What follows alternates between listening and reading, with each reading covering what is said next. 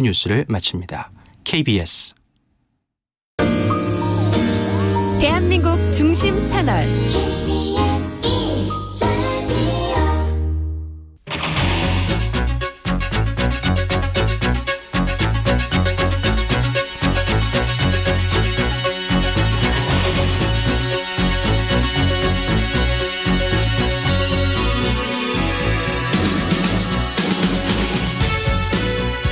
안녕하십니까. 성기영의 경제쇼 아나운서 성기영입니다. 2023년 코로나19 엔데믹 시대로 접어들면서 제약 바이오 업계는 기업 매출이 하락하고 시장이 위축되는 모양새를 보였습니다. 하지만 어려움 속에서도 신기술 진전은 있었는데요. 세계적인 과학학술지 사이언스가 2023년 올해의 혁신으로 비만 치료제를 꼽기도 했습니다. 2024년 새해 제약 바이오 산업이 도약할 수 있을지 전망해 보겠습니다. 정부가 올해 첫 부동산 대책을 발표했습니다. 재건축, 재개발 규제를 완화하고 일기 신도시 재정비 사업 속도를 끌어올리는 게 핵심인데요. 구체적인 내용 꼼꼼하게 짚어보겠습니다. 이 시간 유튜브로도 함께합니다.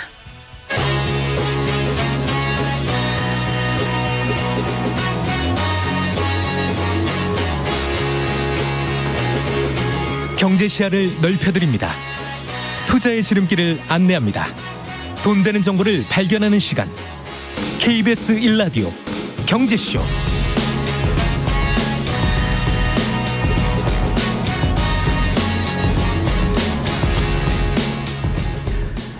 오늘의 주요 경제 뉴스부터 정리해드리겠습니다. 경제 뉴스 브리핑 한국경제신문 청 기자와 함께합니다. 안녕하세요. 네, 안녕하세요.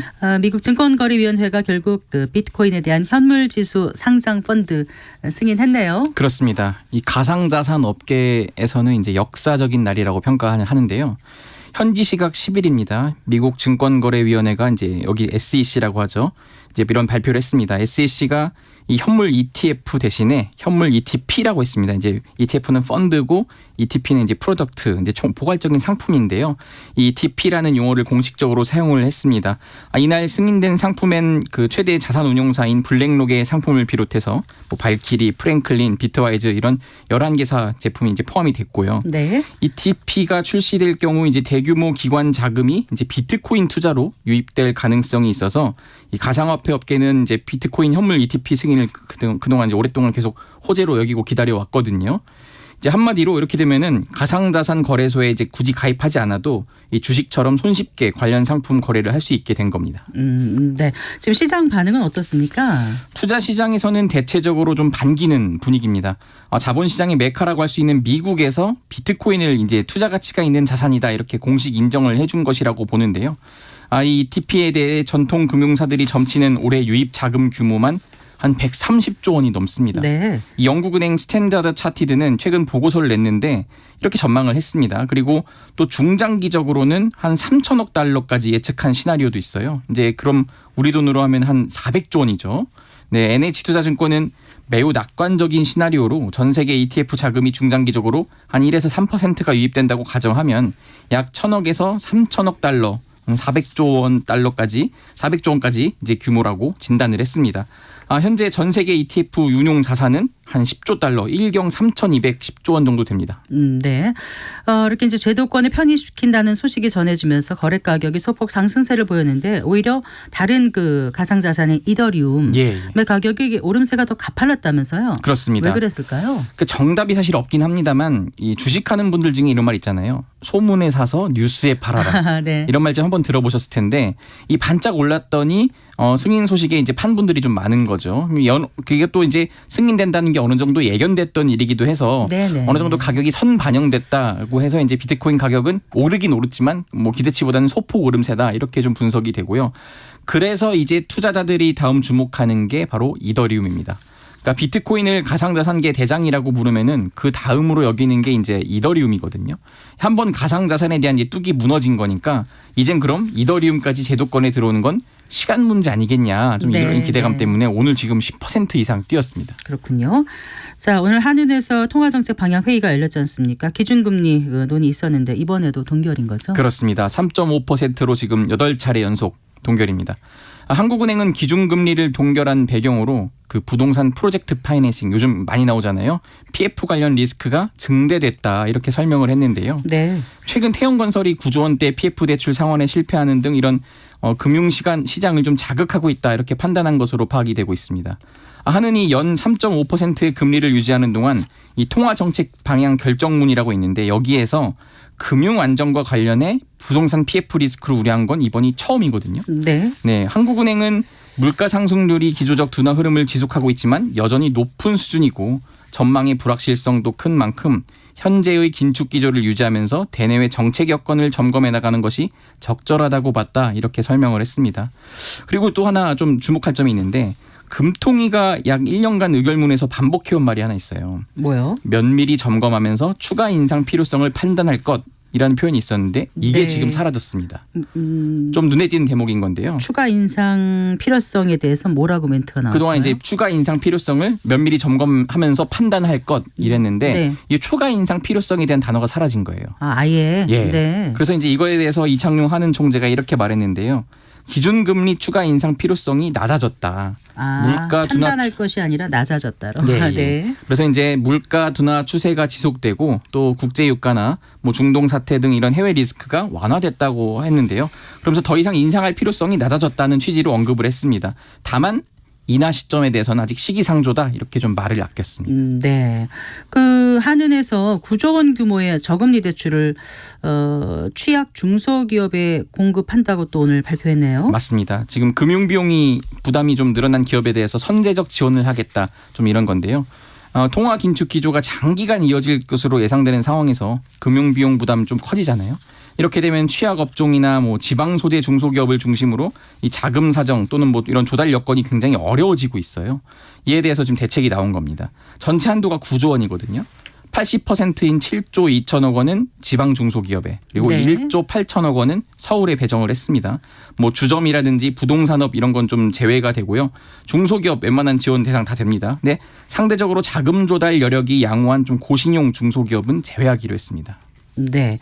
그런데 그 내부에서 좀 이례적으로 비판이 나왔다면서요. 그렇습니다. 이게 지금 주미대사를 지낸 조윤재 금융통화위원이라고 있는데 이분이 이제 공개적으로 지금 비판을 한 거예요. 금융중개대출 지원 확대에 대해서 비판을 한 건데 이렇게 얘기했습니다. 물가 안정을 강조하고 통화 긴축 기조를 유지하겠다는 정책과 다른 시그널을 줄 수 있다. 이렇게 해서 지금 이번 조치가 좀 적절하지 않다는 건데요.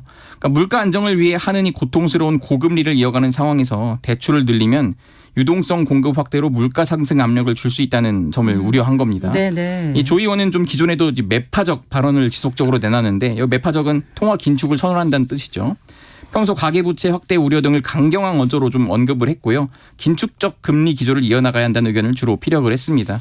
어쨌든 금통위원 견해가 공개적으로 제시된 건 이례적이어서 오늘 한은 출입기자들 사이에서 좀 화제였습니다. 그랬겠네요. 근데 이제 한은도 중소기업 살리기에 나서는데 그 신임 최상목 경제부총리가 오늘 또 중소기업인들을 만났다면서요? 그렇습니다. 지금 최 부총리가 여의도에 있는 여기 또 가까이 있죠. 중소기업 중앙회를 방문했는데 네네. 중소기업인들과 간담회를 가졌고 아직 지금 하고 있는 것으로 알고 있습니다. 2시부터 시작을 했는데요.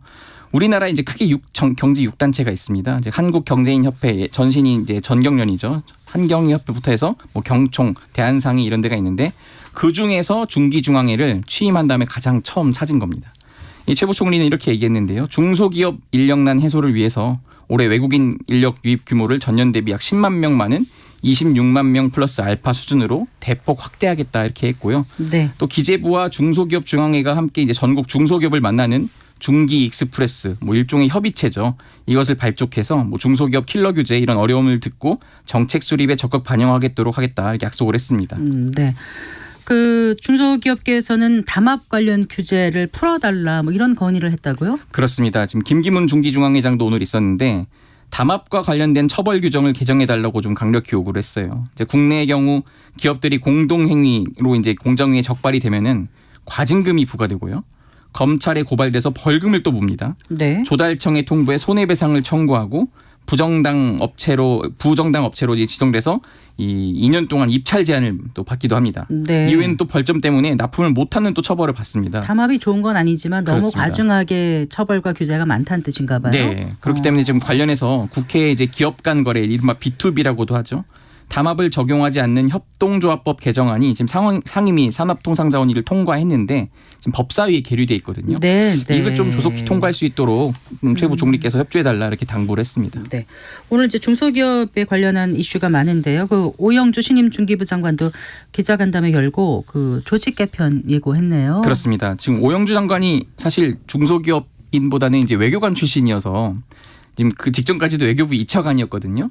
이런 것 때문에 이제 계속 취임 일성이 네. 중소기업 수출 확대 이겁니다. 근데 막상 네. 와 보니까 부처가 이 수출을 지원하기에는 담당 업무가 어느 부처에서 하는 거지 좀 마땅치가 않았던 거예요. 네. 그래서 오늘 좀 이렇게 얘기했는데 글로벌 이슈를 제대로 이해하고 정책을 낼 수 있는 뭐 조직이나 과가 필요하지 않을까 싶다 이러면서 지금 조직 개편을 예고했습니다. 그렇군요. 또 지금 올해 1분기 가장 중점을 두고 추진해야 할 과제로 소상공인과 자영업자의 경영 애로 해소 이거를 꼽았는데요. 네. 오 장관은 이 정책금융과 함께 이 대환 대출이나 일시적 경영자금 애로를 위한 지원 그리고 뭐 2,520억 규모의 전기료 감면 이런 걸 해서 민생경제 활력을 넣기 위한 프로그램을 준비 중에 있다 이렇게 강조했습니다. 네. 잘 들었습니다. 고맙습니다. 감사합니다. 네, 경제 뉴스 브리핑 한국경제신문 최형창 기자였습니다.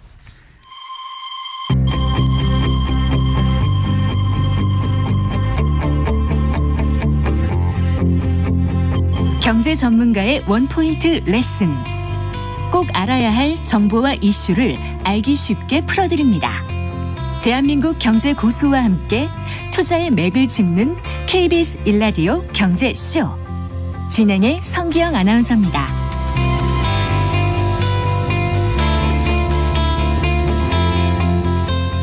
4시 16분입니다. 2023년 코로나19 팬데믹이 끝나고 맞이한 2024년. 자, 그 새해를 제약바이오 시장은 어떻게 맞이하고 있을까요? 제약바이오 산업의 지난 한 해 되돌아보고 또 새해 전망도 해보겠습니다. 강하나 전 제약바이오 애널리스트와 함께합니다. 어서 나오십시오. 안녕하세요. 네, 반갑습니다. 자, 2023년 한 해 국내외 제약바이오 시장 한번 좀 돌이켜볼까요? 일단 2022년과 2023년 제약바이오 시장은 정말 안 좋았죠. 안 좋았죠. 네, 너무나 네. 좋지 않았고 그 이유 중 하나는 고금리 때문이었을 거고요. 네. 거기에 더불어서 빅파마들이 돈을 많이 아꼈다는 점도 한몫했지 않을까 싶습니다. 빅파마라는 게 글로벌 제약사 말씀하시는 거죠? 글로벌 50조 이상의 네. 대형 제약사들을 뜻합니다. 네. 그래서 그런 제약사들이 상대적으로 돈이 필요한 기업들의 돈을 쓰지 않다 보니 네. 당연히 악순환이 시작될 수밖에 없었던 거고요. 작년 내내 좀 제약바이오가 안 좋았다가 12월부터 라이선스 계약, 기술 수출 계약이나 인수합병이 많이 이루어지면서 네. 상대적으로 이제 제약바이오 섹터가 많이 올라오고 있는 상황입니다. 네, 그래요. 그 M&A 같은 게 미국에서 좀 많이 이루어지는 것 같더라고요. 제약바이오 같은 경우는요. 네, 맞습니다. 작년 12월부터 M&A 건수가 좀 급격히 많이 늘어나고 있고요. 네. 빅파마들이 돈을 많이 축적해 놓은 상황이었기 때문에 지금까지 1월 중순까지도 계속해서 딜이 많이 나오고 있는 상황입니다. 네. 그 이제 금리가 많이 오르면 제약바이오주가 좀 약화되는 게 아무래도 바이오 산업 이런 쪽은 좀 굉장히 그 투자 자본이 많이 들어가기 때문에 그런가 보죠. 그렇죠. 이제 바이오의 경우 이제 바이오 산업의 꽃이라고 했을 때는 신약 개발이 항상 먼저 나옵니다. 네. 그렇기 때문에 돈이 많이 필요하고 자금 조달이 워낙 많이 필요한 분야다 보니까 네. 돈이 없으면 이제 임상 진전이나 네. 혹은 그 기술 개발이 되지 않기 때문에 기업의 가치가 올라가기 쉽지 않은 거죠. 네, 그래서 지난 고금리 기간 동안 제약바이오사가 좀 어려움을 겪었다. 이제 이런 말씀이신데 그렇다면 이제 올해는 좀 금리 인하가 살짝 예고되고 있는 그런 상황이지 않습니까? 시기라든가 뭐 폭은 좀 달라질 수 있겠습니다만은 그럼 2024년에는 좀 나아질 거라는 기대감이 시장에 있겠네요. 네, 맞습니다. 최근에 골드만 같은 글로벌 증권사들이 올해는 네. 헬스케어에는 오버웨이트를 줘야 된다라고 언급이 많이 나오고 있고요. 골드만은 최근에 바이오 펀드까지 만들면서 바이오에 대한 그런 기대감을 보여주고 있는 상황입니다. 거기에 더불어서 이제 우리나라 같은 경우에도 바이오 산업에 대한 투자를 올해부터는 조금 늘려가고자 하는 모습을 보여주고 있는 상황인데요. 네. 아무래도 이제 금리가 인하될 수밖에 없는 시기가 그래도 올해는 가능해지지 않을까라는 기대감이 반영이 되면서 이제 바이오 쪽에 투자가 많이 늘어나고 있는 상황입니다. 그런데 이제 빅파마들 같은 경우에도 금리가 떨어지기 전에 이미 지금 바이오 기업들의 가치가 많이 싸져 있는 상황이라서 네. 지금 사는 게 그들 입장에서는 이득이기에 좀 계약이 M&A를 많이 하고 또 계약도 늘어나고 하고 있는 상황입니다. 그렇겠죠. 그러니까 증시라는 게 기업 가치가 덜 반영이 돼서 주가가 맞습니다. 낮을 때 사면 사야 되는 거죠. 아무래도 좀 뭐랄까 투자 이익을 좀 많이 가져갈 수 있으니까 지금이 좋은 때다라고 얘기하시는 데는 크게 이견은 좀 없어 보이긴 하는데요. 네, 맞습니다. 그 미국 대선 같은 것도 올해 제약 바이오 산업에 어떤 영향을 줄 수 있다고 보세요? 어떻게 보세요? 사실 크게 줄 수는 없다라고 보고요. 왜냐하면 바이오가 올해 안 가기는 쉽지 않을 거라고 예상을 하고 있기 때문입니다. 사실 바이든으로 인해서 캔서 문샷이라는 암 정복 프로그램이 만들어졌거든요. 네네. 그래서 암 관련된 기업들이 수혜를 많이 받을 줄 알았으나 그것도 아니었고. 그랬나요? 네, 그러지도 않았었고 정책적으로 새롭게 만들어진 건 또 크게 없었습니다. 그래서 네. 자금이 많이 들어와야만 되는 상황인데 어찌됐든 그런 자금적인 계획은 올해 좀 많이 있는 상황이라서 누가 당선이 되든 저는 바이오 산업은 올해는 좀 기대해 볼 만한 가치가 있다라고 보고 있습니다. 혹시 누가 되느냐에 따라서 약가를 좀 내리겠다 뭐 이런 이슈 같은 게 생기면 네. 혹시 지형 변화가 있을 수 있을까요? 사실 IRA 때문에 네. 지금 빅파마들이 보유하고 있는 블록버스터급 의약품이죠. 연매출이 1조 원이 넘는 그런 네. 의약품들에 대한 IRA 타격이 네. 굉장히 큽니다. 그래서 네. 대형 제약사들이 소송을 거는 등 정말 많은 이슈들이 있었는데요.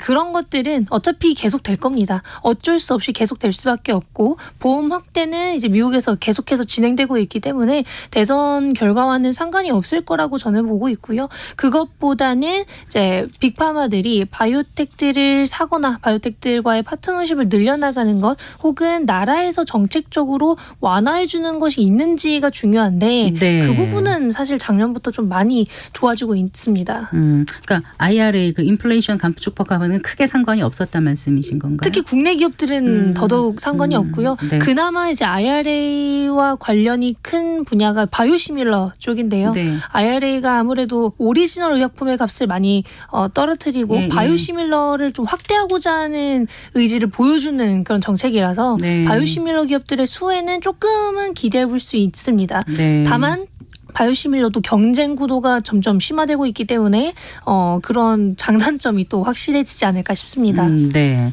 그러니까 바이오 시밀러 하면은 그 제네릭하고 같은 건가요? 복제요? 그렇죠. 바이오시밀러는 바이오 약품을 똑같이 만든 네. 약이고요. 이제 제네릭은 화학의약품을 똑같이 만든 게 복제약으로 만든 게 이제 제네릭입니다. 알겠습니다.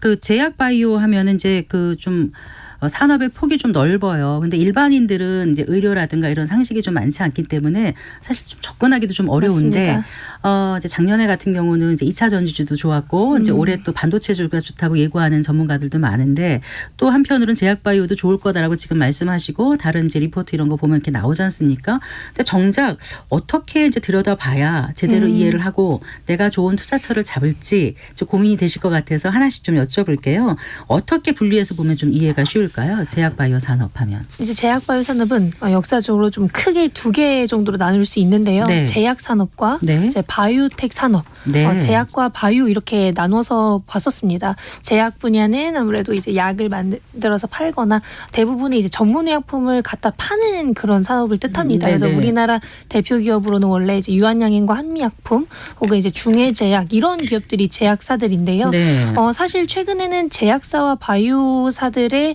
그런 경계선이 허물어지고 있는 상황인데 그 이유는 이제 바이오사들의 경우 신약 개발 혹은 기술 개발이 중점이에요. 네, 네. 그래서 적자인 기업들도 많고 네. 그렇기 때문에 이제 연구 개발에만 집중을 하던 사례들이 많았었는데 요즘엔 제약사들이 돈을 계속 벌다 보니 네. 그런 바이오적인 측면을 확대시키고자 하는 의지를 보여주고 있습니다. 네. 그러니까 돈은 벌되 성장 동력은 연구 개발, 신약 개발로 하는 것이 이제 제약사들의 목표가 되기도 했는데요. 그래서 이제 글로벌 대형 제약사들은 네. 이제 제약사이면서 바이오 회사가 되는 것이고 이제 우리나라 같은 경우에는 이제 제약사들이 바이오 쪽으로 좀 가는 모습인데 이제 바이오 회사들은 전체적으로 그냥 적자 기업 거기에 이제 기술을 보유하고 있고 네. 파이프라인 개발하고 있는 물질을 보유하고 있는 기업들을 생각하시면 좋을 것 같습니다. 네. 그럼 우리가 말한 헬스케어 이러면은 그건 어느 영역으로 봐야 되는 거예요? 헬스케어는 이 두 가지를 다 포함한 분야라고 보시면 될 것 같아요. 네네. 왜냐면 건강 관리다 보니까 거기에 이제 건강 디바이스 같은 것도 포함이 되어 있는 거거든요. 네, 그래서 네. 의료기기도 포함되어 있다라고 보시면 좋을 것 같고요. 최근에는 AI 쪽이 또 대세지 않습니까? 그렇죠. 네. 그래서 AI 바이오, 의료 AI 쪽도 헬스케어에 있어서 또 하나의 그런 산업으로 각광받고 있는 상황입니다. 네. 요즘 보면 이제 K컬처, 우리의 문화가 전 세계적으로 유행을 선도할 정도로 이제 영향력이 확산되고 있지 않습니까? 그래서 우리 한국 화장품은 뭐 한참 전부터 벌써 그렇죠. 인기였고요. 요즘은 또 미용 기기도 잘 맞습니다. 만들어내는 것 같은데 가격이 비싸도 잘 팔리나 봐요? 일단 미국이나 이스라엘 그런 미용기기 개발 업체들 대비 거의 반값이라고 생각하시면 될 것 그래요? 같고요. 우리는 네. 비싼 것 같은데 맞습니다. 다른 나라에 비해서는 싼 거예요. 그렇죠. 글로벌 기업들 대비 싸고 네. 효과는 비슷하거나 조금 떨어지는 정도라고 얘기가 많이 나오더라고요. 다만 네. 반값이라고 하면은 좋아할 수밖에 없겠죠. 네. 거기에다가 이런 고금리 시대에는 우리나라 기업들의 장비가 싸다 보니까 선호도가 좀 높았었다라고 합니다. 네. 거기에 최근에는 이제 K컬처가 부상하면서 K뷰티, K미용에까지 좀 관심을 갖고 있는 모습. 거기에 이제 글로벌 인증을 최근 국내 기업들 많이 받기 시작하면서 글로벌 인정이 어떤 게 있어요? 이제 미용기기 인증을 뜻합니다. 그래서 네네. 그런 인증을 많이 받으면서 그 기기를 수출할 수 있게 되는 많은 나라에 수출할 수 있게 되는 사례들이 나오면서 확실히 매출이 많이 증가하고 있는 상황입니다. 네, 그렇군요. 자, 그런데 이제 그 한국 제약 우리나라의 제약 바이오 산업의 어떤 강점 아니면 취약점 이런 것도 좀 비교해서 설명해 주시면 도움이 될 것 같아요. 이제 강점 같은 경우에는 과거 대비 정말 기술적으로 많이 발전을 했다라는 점인 것 같은데요.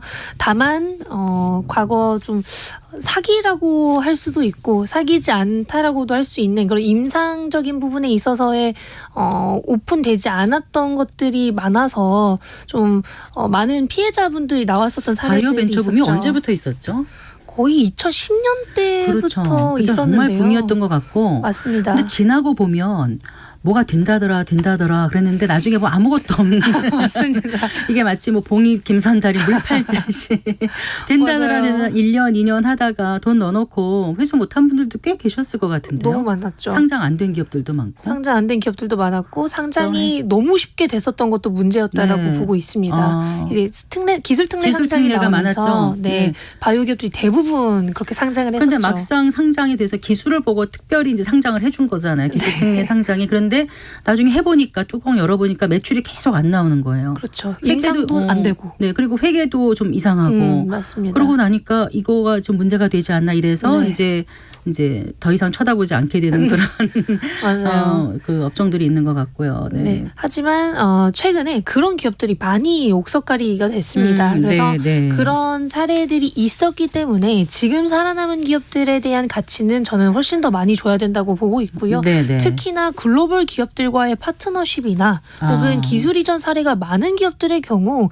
이미 전 세계적으로 어느 정도 입증이 된 기술을 보유하고 있는 것이기 때문에 그런 기업들은 앞으로도 좀 고공행진할 수 있는 가능성이 높다라고 보고 있고요. 네. 아무래도 과거 피해 사례들 때문에 걱정하시는 분들도 많겠지만 이제는 조금 더 거래소도 그렇고 그런 임상적인 측면에서 오픈이 많이 되어야만 합니다. 그래서 네네. 과거와는 좀 다르게 흘러가고 있다라고 네. 보시면 됩니다. 뭐 가전제품 박람회 세계 최대 가전제품 박람회가 지금 이제 라스베가스에서 열리잖아요. 2024 네네. CES.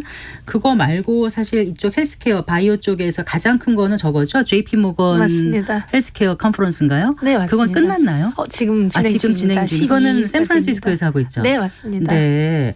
거기에서 우리나라 기업들도 좀 참가했는지 궁금해요. 사실 참여를 한다라는 게 좀 말이 여다르고 아다른데요. 참여를 해서 발표를 하는 게 가장 중요한데 발표를 하는 기업은 국내에서 한 6기업 있었죠. 밖에 없습니다. 네, 네. 메인 트랙에서는 삼성 바이오로직스와 셀트리온이 발표를 했고요.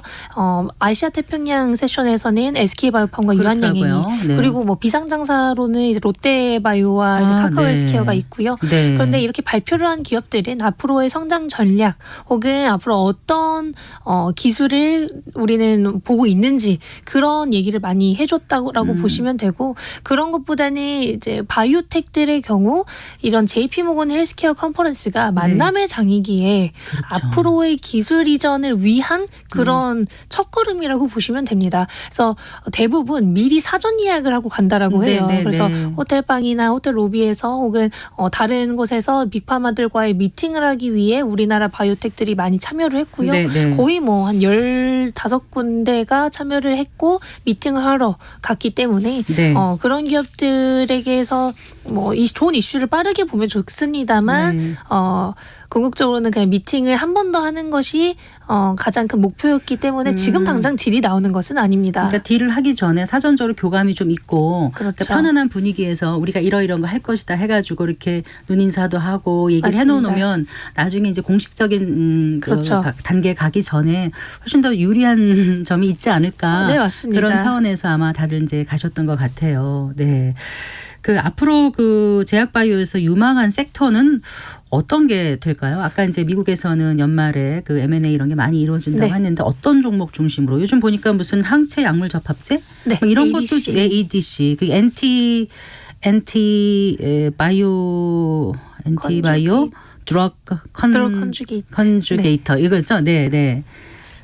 엔타바디 드럭 컨주게이트인데요. 이게 이게 어렵죠. 어렵죠. 약물 항체 네. 접합제인데. 근데 위생물학 전공하셨죠? 저는 그 아닌가요? 생물이랑 유전 쪽 쪽이어서. 전공하셨죠? 네. 근데 이제 사실 이 기술이 표적 치료제라고 생각을 하시면 돼요. 네네. 그래서 약물을 암세포에 다이렉트로 전달해 주는 게 가장 큰 이 기술의 좋은 점이라고 보시면 네네. 되고요. 그렇기에 최근에 많은 대형 제약사들이 사고 싶어 하는 거죠.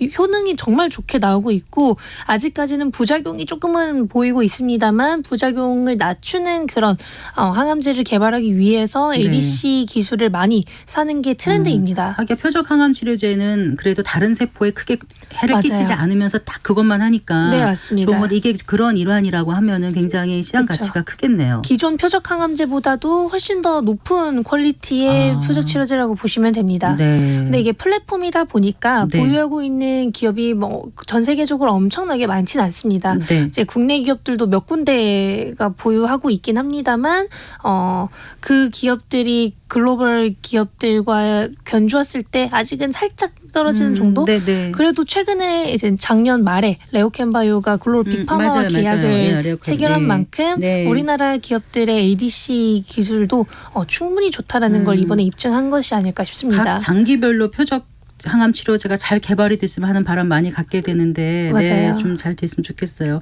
그리고 이제 우리 아까 유한양에도 잠깐 얘기하셨네요. 거기서 폐암 치료제 이것도 뭐 3상까지 갔다는 얘기가 네. 있는데 그것도 좀 기대해 볼 만합니까? 국내에서는 렉라자라는 이름으로 이미 맞아요. 팔리고 있고요. 네, 네. 이제 미국과 유럽에서는 이제 레이저티닙이라는 이름으로 이번에 승인 신청을 완료했습니다. 네. 지금 레이저티닙의 글로벌 판권을 보유하고 있는 J&J 존슨앤존슨이 승인 신청을 했기 때문에 승인을 받게 되면 이제 유한양행도 당연히 수혜를 받을 수밖에 없을 것이고요. 이제 J&J가 이번 JP모건 헬스케어 컨퍼런스에서 이 레이저티닙의 가치를 우리가 지금 보고 있는 가치보다 2배 정도 이상 보고 있다라고 그래요? 얘기를 했었고 네. 피크 세일즈 최종 매출을 최소 5조 원 이상이라고 얘기를 한 만큼 그래도 기대를 하시는 분들은 꽤 많은 것 같습니다. 알겠습니다. 그리고 알테오존인가요? 거기서 피아모 주사 기술이요? 네. 이것도 혁신적인 건가요? 어떻습니까? 일단 항암제 같은 경우 편리해야 되는 게 맞잖아요. 왜냐하면 편리하지 않은 게 너무나 많은데 이제 약을 투여하는 방법이라도 좀 편의성이 뛰어나야만 한다라는 얘기가 많이 나오고 있고 네. 글로벌 1위 항암제 기업 머크 같은 경우도 최근에 항암제들을 다 피하 주사제용으로 바꾸고 있는 상황입니다. 네. 그래서 이렇게 항암제 트렌드가 대부분 피하 주사제용으로 바꾸는 데 있다라고 한다면 네. 특정 제형을 피하 주사제용으로 바꿀 수 있는 기술을 기술. 보유한 알테오젠을 조금 많이 관심을 갖는 것 나중에 같습니다. 이거를 집에 와서까지 맞을 수 있는 그런 그렇죠. 그런 그게 걸 된다고 기대하시는 하더라고요. 분들이 꽤나 많습니다. 네, 네. 지금 이제 그 피하 주사 기술이 모든 영역까지 확대가 된다면 참 좋겠다는 생각이 들었던 게 최근에 그 비만 치료제가 엄청 인기잖아요. 근데 이제 맞습니다. 그 비만 치료제도 피하 주사 넣는 거잖아요. 배에다가 네. 이렇게 자기가 주사 놓는 건가요? 자기가 넣을 수 예. 있죠. 그래서 그 전에는 뭐죠? 그 이번에 나온 위고비인가? 네. 그거 말고 그 전 삭센다. 삭센다. 그것도 주사 가는 주사 바늘로 매일 해야 되는데 이제 위고비라는 게 이게 핫 이슈가 된 게 뭐 오프라 윈프리라든가 일론 머스크 같은 이제 그 유명인들이 맞으면서 또 감량이 많이 돼서 화제가 네. 됐고 이러면서 여기 비만 치료제에도 굉장히 지금 주목이 세계 그 시선이 쏠리고 있다면서요. 네, 맞습니다. 네. 근데 그게 어떻게 개발된 약이에요? 최 당뇨병 약 아니었나요? 네. 당뇨병 치료제로 처음에 개발이 됐었던 약들인데요. 네. 사실 당뇨와 비만 혹은 비알코올성 지방간염까지 교집합이 굉장히 많습니다. 네. 궁극적으로 포만감을 유도하고 어느 정도 이런 인슐린에 관여를 하기 때문에 당뇨병 치료제로 개발이 됐었는데 체중 감량 효과가 너무나 뛰어나다 보니까 네. 삭센다 그리고 뭐 위고비, 마운자로까지 다 이제 당뇨병 치료제로 처음에 승인을 받고 네. 나중에 이제 비만 치료제까지 적응증을 확장한 모습입니다. 네. 이게 어느 정도까지 지금 시장 장악력이 있다고 보세요? 사실 지금 나온 약들만 보아도 아직까지도 매출이 계속해서 성장을 하고 있는 상황이고요. 네. 어디까지 이게 올라갈지를 사람들이 가늠을 못하기 때문에 네. 시장이 커지는 거에 더불어서 이 기업들이 차세대 물질들까지 개발해낸다면 우리가 생각하는 것보다 훨씬 더 시장이 더 빠르게 커질 수 있지 않을까라고 기대를 하고 있습니다. 네, 뭐 덴마크를 먹여 살릴 만한 맞습니다. 기업이라고 지금 하더라고요. 위고비를 지금 내놓은 회사가 어디죠? 노보노디스크입니다. 노보노디스크죠. 네. 네. 그런데 혹시 이런 약들, 혁신적인 약은 부작용 이런 건 없나요? 그런 게 이슈가 되면 다시 또 지금처럼 이렇게 가지 않고 조금 주저앉을 수 있는 그런 건 없나요? 최근에 위고비와 마운자로에 대해서 뭐 네. 자살 충동이 있었네 마네라는 얘기도 나왔었습니다만 네. 이번에 아니라고 또 판결이 났고요. 네. 거기에다가 더불어서 요요 현상에 대한 얘기도 나오곤 있습니다. 네. 이게 지속적으로 투여를 하다가 멈추게 되면 요요 현상이 나타난다라고 하는데요. 사실 모든 다이어트 약물 혹은 다이어트와 관련된 약물은 요요가 없기가 쉽지 않습니다. 네. 그래서 이 부분은 다들 어느 정도 그냥 감내하고 가는 거라고 보고 있고 이게 어느 당뇨병 치료제는 보험 적용이 또 돼서 저렴하다 보니까 당뇨 네. 환자들은 좀 이제 그런 체중 감량에까지 좀 도움을 받고 있는 것 같습니다. 네. 자, 오늘 제약 바이오주 전체 전망해봤는데 투자할 때 좀 주의할 점 있을 것 같아요. 그거 끝으로 좀 짚어볼까요? 지금 자금 보유 현황을 저는 꼭 보시길 추천드리고요. 그렇죠. 네. 그렇지 않으면 자금 조달을 해야 되기 때문에 그 부분은 항상 업데이트를 받으시는 게 제일 일반 좋을 것 같습니다. 소형 업체 같은 경우는 사실 자금 조달 이슈가 있고 네. 3월 같은 경우에 이제 회계감사 보고서 나올 때 네. 회계 정보가 좀 안 좋게 나오거나 그러면 이렇게 주가에 또 반영될 수 있고 하니까 그렇죠.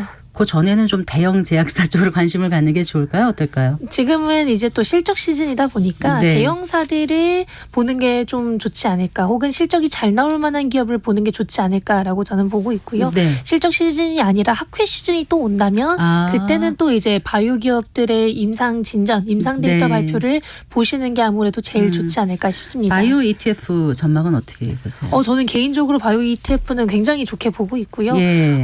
최근에 많이 올랐었다라고 하지만 그래도 장기적으로 봤을 때는 여전히 저는 소폭 반등한 수준이라고 판단을 하고 있고 네. 바이오 ETF의 대형사들도 많지만 글로벌 트렌드에 부합하는 기술을 보유한 바이오텍들을 많이 포함해놨기 때문에 네. 만약 나는 바이오 회사를 사고 싶은데 어떤 걸 사야 될지 모르겠다라고 네. 한다면 삼성자산에서 나온 ETF나 뭐 타임폴로에서 나온 ETF 같은 액티브 ETF를 사도 좋고 네. 그게 아니라면 정말 지수를 추종하는 네, 그런 네. 바이오 ETF를 사는 것도 저는 다 충분히 좋다라고 생각합니다. 네, 잘 들었습니다. 고맙습니다. 감사합니다. 네, 강하나 전 제약바이오 애널리스트와 함께했습니다.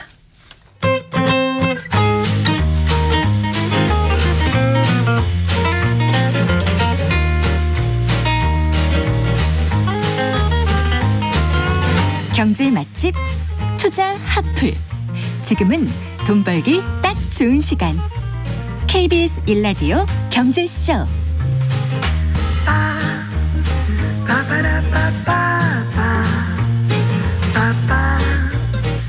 네, 한 주간 집값 동향 살펴보고 실생활에 도움이 되는 부동산 관련 소식들 발빠르게 알아보겠습니다. 오늘도 김인만 부동산 경제연구소장과 함께합니다. 어서 나오십시오. 안녕하세요. 자, 먼저 주간 집값 동향부터 살펴볼까요? 네, 이번 주는 딱 그대로입니다. 딱 멈춰버렸는데요. 지난주하고 변동사항이 하나도 없습니다. 뭐 0.01, 0.01 뭐 오르고 내리고가 없고요. 그대로 나왔습니다. 전국이 마이너스 0.05에서 0.05 똑같고요.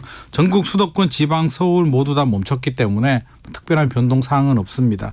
상승 지역, 하락 지역을 한번 살펴봤는데요. 상승 지역이 지난주에 23개까지 내려왔거든요. 이번 주 25개는 이제 2개 네. 살짝 늘어났고요. 그러면 좀 좋아진 거 아닐까라는 생각이 들지만 하락 지역을 보니까 하락 지역은 141개에서 145개로 하락 지역도 늘어났기 때문에 네. 상승 지역, 하락 지역 모두 다 조금씩 늘어나서 결국에는 팽팽한 줄다리기 하고 있다라는 생각이 들고요. 전체적인 분위기는 뭐 거래 한산하고요. 급매물 위주로만 지금 거래가 되고 있는 상황입니다. 네. 자, 어제 네. 갑자기 그 부동산 대책이 발표됐잖아요. 원래 네네. 예고가 됐었나요? 예고는 됐었습니다. 아, 갑자기는 그랬었나요? 아니고 이미 네. 나온다라고는 했는데 네. 기존에 이제 발표된 내용들을 종합해서 이제 총 정리를 했다라고 보시면 될 것 같습니다. 그 구체적으로 어떤 내용이 담겼는지 하나하나 좀 짚어봐 주세요. 일단 큰 줄기를 보면은요. 네. 주택 공급과 건설 경기를 좀 살리겠다. 이 두 마리 토끼를 잡겠다라는 내용이 들어가 있고요. 그러면 주택 공급은 어떻게 할 것이냐 내용을 좀 봐야 되는데 도심의 공급을 좀 확대하겠다. 네. 지방보다는 수도권 지역에 공급이 부족하기 때문에 도심 공급을 좀 확대하고요. 다양한 유형의 주택을 공급하겠다라는 네. 제목이 나왔고 신도시 등 공공주택 좀 많이 공급을 하겠다. 그리고 건설 경기 요즘 PF 문제 여러 가지가 어렵기 때문에 건설 회사들을 위해서 건설 경기도 좀 살려주겠다라는 내용이 들어가 있고요. 일단 뉴스에서 가장 많이 보이는 게 가장 눈을 번쩍 뜨이게 하는 게 재건축. 안전진단 하지 않고도 재건축을 추진할 수 있게 해주겠다. 그동안은 안전진단을 왜 했을까요? 아니, 이게 이제 안전진단 안 해도 되는 건가요? 눈으로 봐서 위험하다 싶으면 하는 거예요. 어떻게 하는 거예요, 그러면요? 지금까지의 절차를 제가 간단하게 말씀드리면 네. 일단 30년이 지나야 됩니다. 기본. 네. 사용 승인 받고 30년이 지나면 이제 안전진단이라는 문턱을 넘어야 됩니다. 이 네. 아파트가 과연 재건축을 할 만한 아파트냐. 튼튼한데 굳이 잘 살고 있는 아파트를 부셔버리면 안 되니까요. 부셔버려도 되는지 멸실해도 되는지 아닌지를 판단하는 기준이 이제 안전진단입니다. 네. 안전진단 통과되고 나면 구역 지정을 하고요. 추진위원회 만들고 많이 들어보셨을 겁니다. 조합 설립 만들어야 되겠죠. 조합원들이 뭉쳐서 야 우리 재건축 사업 한번 해보자. 회사를 만드는 게 이제 조합입니다. 조합을 만들면 사업 시행 계획, 관리 처분, 착공 이렇게 들어가게 되는데 단계가 굉장히 많죠. 이게 안전진단 문턱에 막혀버리게 되면 다음 단계로 넘어갈 수가 없기 때문에 많은 단지들이 안전진단 문턱을 못 넘었다. 네. 이게 문제다. 재건축 사업을 진행하는데 여기에 네. 막혀서 공급이 안 되니까 지금 나오는 내용은 패스. 안 한다는 건 아니고요. 사업 시행 계획 인가 전까지만 안전진단을 받으면 된다. 그런 거예요. 예. 아예 안 하는 게 아니고. 연재가 아니라 네. 하긴 하는데 천천히 해도 된다. 그러면 네. 뭐 예를 들자면 우리가 대학교를 가는데 어떤 뭐 필수 코스 시험이 있다라고 할 수 네. 있습니다. 네. 뭐 예를 들자면 뭐 토익 900이 넘어야 된다라고 하면 900이 넘지 않은 분들은 못 가게 되는데 대학교 3학년 때까지 900이 넘으면 된다. 이렇게 그런- 기준을 좀 살짝 그런 의미. 완화해줬다라고 보시면 될 것 어쨌든 같습니다. 30년이 지나야 할 수 있는 건 똑같은 거고요. 30년은 기본적으로 지나야 되고요. 네. 안전진단 이제 없이도 사업 추진할 수 있고 네. 기존에는 절차가 있었는데 이제는 네. 뭐 조합 추진이 조합 설립 이런 것도 동시에 좀 진행할 수 있게 해주겠다. 그래서 재건축 사업을 빨리빨리 해서 서울의 네. 주택 공급이 부족한데 많이 공급할 수 있게 해주겠다라는 내용이 들어가 있습니다. 재개발도 노후도 요건을 좀 완화시킨 거죠. 재건축 재개발은 이제 우리가 특징을 좀 알아야 되는데요. 재건축 같은 경우는 이제 기반 시설이라고 하죠. 네. 도로, 학교, 주차장 다 좋아요. 네. 강남 생각하면 됩니다. 강남이 다 좋은데 아파트만 30년이 지나서 노후화가 된 거예요. 그러면 아파트만 새롭게 짓는 게 재건축입니다. 네. 그러면 안전진단이라는 단계가 필요하고요. 지금은 이제 안전진단 하지 않고도 추진할 수 있게 해주겠다. 네. 재개발은 다 열악해요. 네. 도로도 열악하고 이제 골목길 생각하면 됩니다. 옛날 그러니까 골목길. 뭐 소방차가 진입하기 어렵고 소방차도 진입하기 어렵고요. 학교도 부족하고요. 네. 편의시설도 부족하고요. 주택들도 노후화가 됩니다. 그러면 구역을 정하고 이제 전체적으로 개발을 하게 되는데 아파트는 사용 승인을 받으면 음마아파트 같은 경우는 똑같잖아요. 뭐 40개 동이 똑같다라고 한다면 재개발은 50년 된 단독주택도 있고요. 10년 된 뭐 빌라도 있고 네. 5년 된 신축 빌라도 있고 옥상에 무허가로 또 증축한 것도 무허가도 있고 별게 다 있고 있죠. 별의별 게 다 네. 있습니다. 막 섞여 있으니까 노후도 요건이라는 조건이 있습니다. 3분의 2가 노후도 요건을 충족해야 된다. 네. 라는 요건인데 이게 너무 좀 가혹하다. 이것 때문에 재개발이 안 된다라고 해서 60%로 좀 완화를 시켜줍니다. 네. 5분의 3이고요. 네. 촉진지구 같은 경우는 50%, 2분의 1. 오, 확 좋아지네요. 그러니까 이제 네. 재개발도 좀 빨리 추진할 수 있게 해주겠다. 도로 접도 이런 것도 다 보지 않겠다라는 내용이 들어가 있습니다.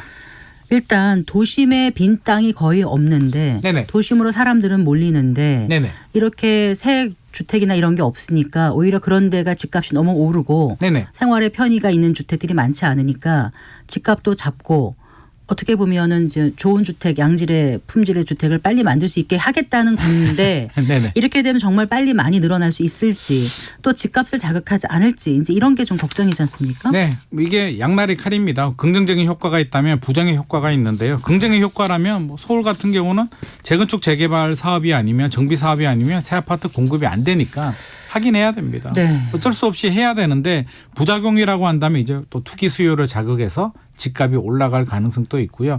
또 걱정되는 부분이 그래서 안전진단을 받지 않고 추진을 하면 빨리 얼마나 아파트가 빨리 될까? 개발이 될까 하는 생각을 할 수밖에 없는데 제가 좀 쉽게 예를 하나 들면 아까 우리 네네. 대학교 이야기를 했잖아요.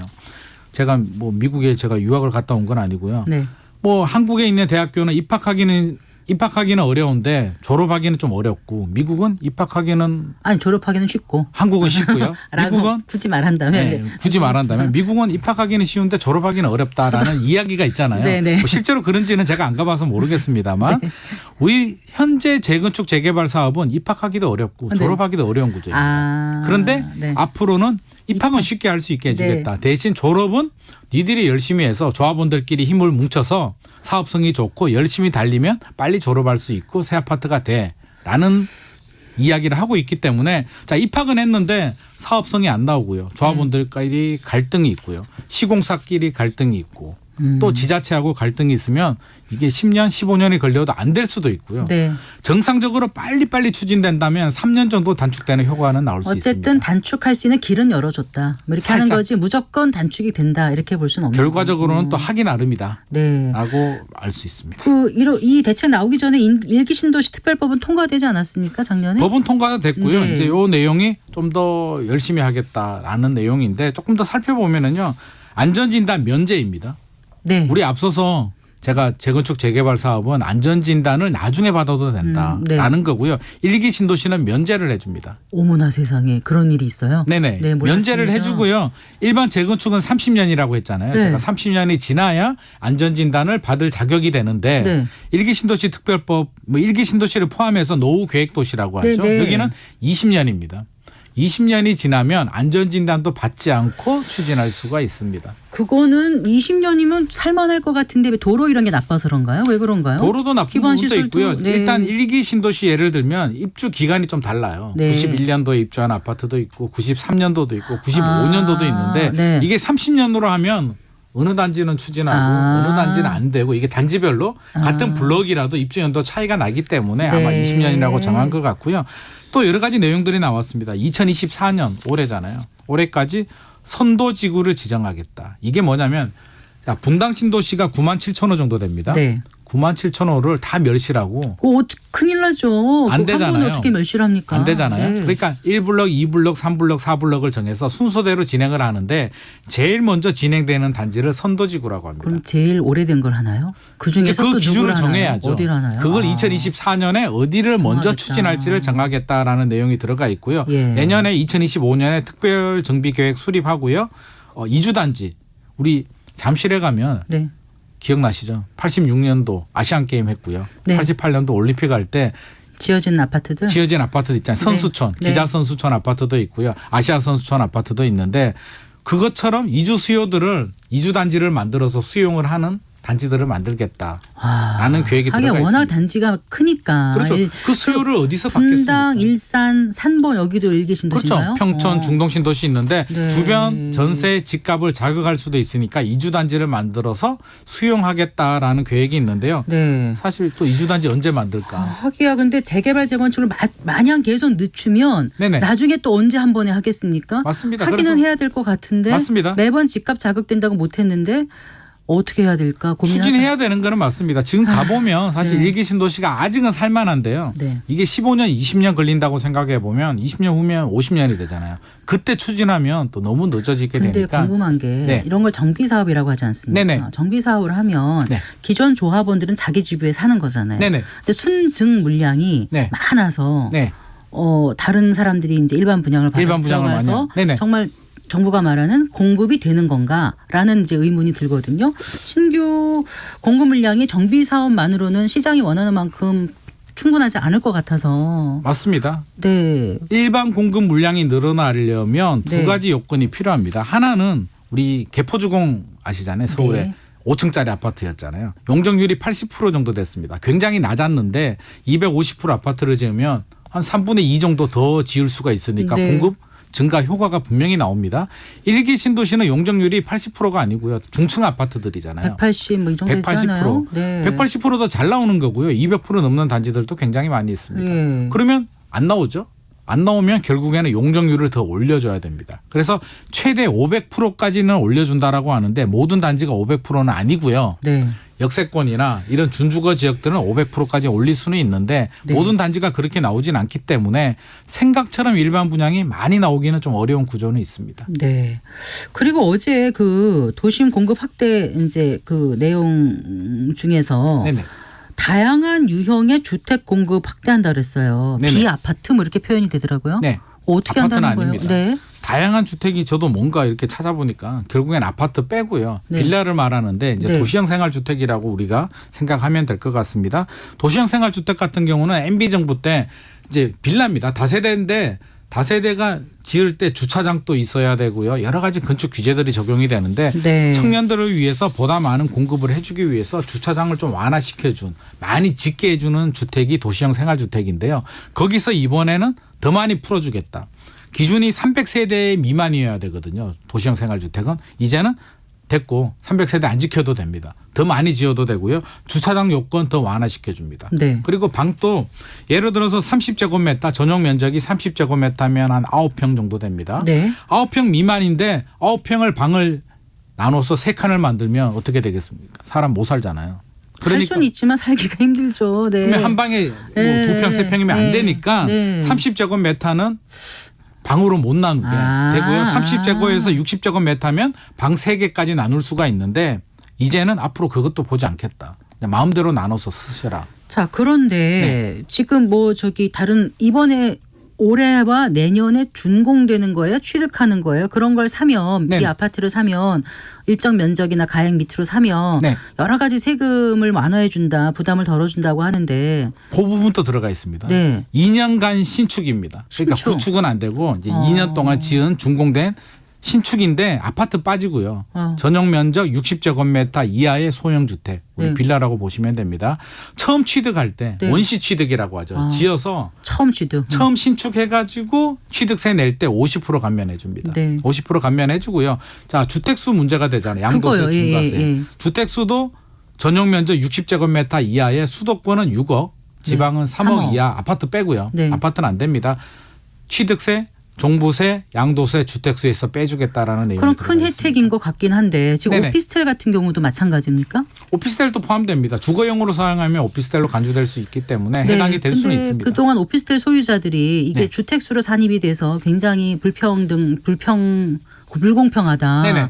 왜냐하면은 그 취득세는 사업용으로 내고 네네. 모든 거는 주택수에 포함돼서 불합리하다. 계속 목소리를 높여 하는데 이제 신축으로 하는 오피스텔은 되고 기존 건 안 되는 거예요. 취득세는 안 될 수 있습니다. 주택수는 빠질 수는 있는데 네. 주택수는 나중에 신축 주택 중에서 주거용으로 사용하면 되는데 네. 아까 제가 원시 취득이라고 했잖아요. 네, 네. 오피스텔은 업무용 시설이기 때문에 원시 취득이 주택이 될 수는 없는 겁니다. 그래서 그 부분은 좀 한계가 있습니다. 그래서 오피스텔 분들은 조금 억울한 부분이 있을 수도 있고요. 네. 가장 많은 불만의 목소리가 왜 2년이냐, 3년도 있고 5년도 있는데 다 네. 해주면 안 되느냐 그런 말씀도 나오고 있습니다. 네. 어떤 게 좀 보완이 돼야 된다고 보세요? 전체적으로 본다면 뭐 공급을 늘리는 데는 저는 뭐 적극적으로 찬성하는 부분이 있는데요. 네. 가장 문제되는 부분이 이게 결국에는 또 국회 법을 통과를 해야 됩니다. 네네. 앞서서 말한 우리 안전진단이나 재개발 노후도 이런 것도 도시 및 주거환경정비법 아, 그래요? 개정을 해야 되는 부분이고요. 네, 네. 앞서서 우리 뭐 세금 문제도 소득세법 개정을 해야 되기 때문에 네. 결국에는 또 국회 문턱을 과연 또 넘을 수 있을까가 가장 걱정되는 부분입니다. 알겠습니다. 네, 잘 들었습니다. 고맙습니다. 감사합니다. 네, 김인만 부동산 경제연구소장과 함께했습니다. 마칠 시간이네요. 성기영의 경제쇼 오늘 순서 여기서 인사드리겠습니다. 아나운서 성기영이었습니다. 고맙습니다.